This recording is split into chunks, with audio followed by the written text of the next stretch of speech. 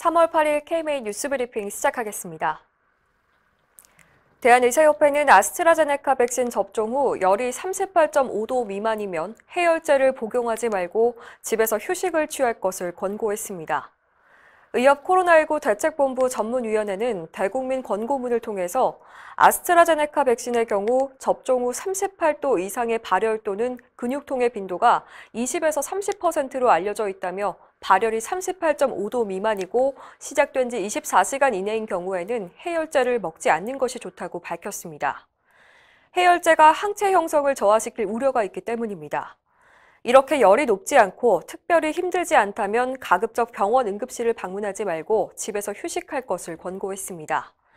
단 38.5도 이상이거나 몸이 많이 힘들면 해열제를 복용해도 되는데 항체 형성에 영향을 적게 미치는 아세트아미노펜 성분의 타이레놀을 권장했습니다.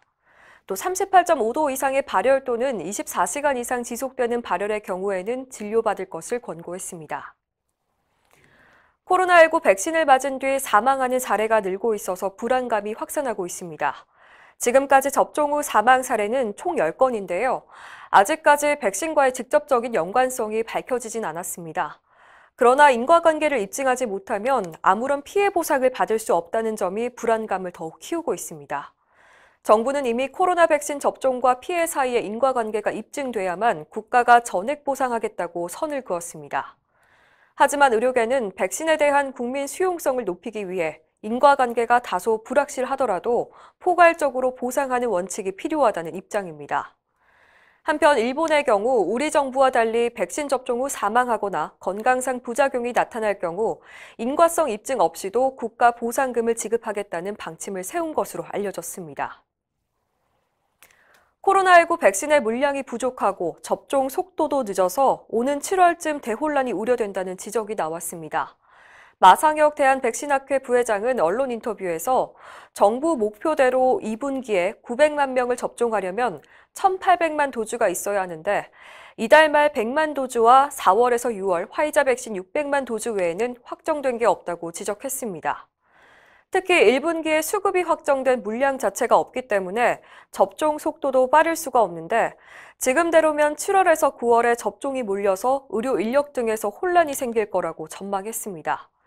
11월에 국민 70% 접종으로 집단 면역을 형성하겠다는 정부의 목표 역시 근거가 없다고 일축했습니다. 백신이 충분히 수급된다는 전제하에 11월까지 70% 접종은 가능할지 모르지만 그렇다고 집단 면역이 생긴다는 근거는 어디에도 없다는 지적입니다. 현행 5단계로 운영되고 있는 사회적 거리두기 단계가 4단계로 간소화됩니다. 중앙사고수습본부가 마련한 개편안에 따르면 인구 10만 명당 환자 수에 따라서 4단계로 나누되 중환자 병상이 얼만큼 남았는지를 단계 기준의 지표로 고려했습니다. 가장 큰 변화는 5인 이상 사적 모임 금지와 밤 10시 이후 운영 금지가 대폭 완화되는 겁니다. 현재 2단계에서는 5인 이상 모임이 금지되는데요. 앞으로는 최대 8명까지 모일 수가 있고 10시 이후 운영 금지도 풀립니다. 3단계로 악화하면 5인 이상 모임 금지, 4단계에서는 18시 이후 3인 이상 모임이 금지됩니다.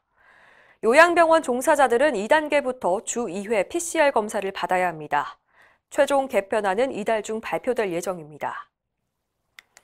다음 주로 다가온 제41대 대한의사협회장 선거에 대한 의사들의 관심이 높습니다. 의협 중앙선거관리위원회에 따르면 이번 선거에서 선거인 명부를 열람한 유권자는 총 2만 906명으로 열람률 37.09%를 기록했습니다. 이는 지난 제39대 선거의 17.68%, 40대 선거의 29.2%보다 높은 역대 최고치입니다. 김한섭 선관위 위원장은 역대 최고의 투표율을 기대하고 있다고 말했습니다. 후보들의 선거운동도 활발한데요. 6명의 후보들은 5일 광주광역시 의사회, 6일 경상남도 의사회가 주관하는 온라인 합동 설명회에서 자신의 공약과 의료 현안에 대한 입장을 밝히며 지지를 호소했습니다. 이상으로 뉴스브리핑을 마칩니다. 자세한 사항은 의협신문을 참고하시길 바랍니다.